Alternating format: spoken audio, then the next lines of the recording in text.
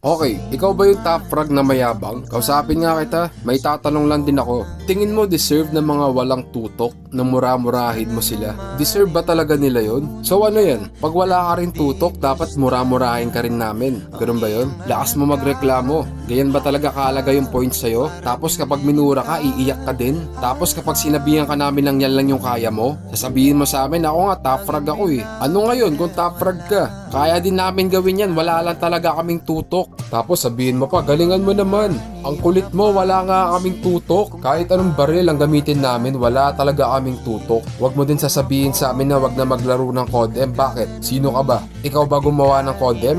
Para sabihin mo sa amin yan? Maglalaro kami kahit wala kaming tutok. Kasi alam namin sa sarili namin na kaya naming bawiin yung tutok namin the next game.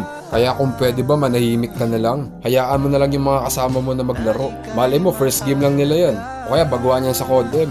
Tapos ganyan na kagad yung bungad sa kanila. Kaya pwede ba i-control mo yung sarili mo at huwag ka magkalat ng toxicity sa laro. So yun lang. Salamat.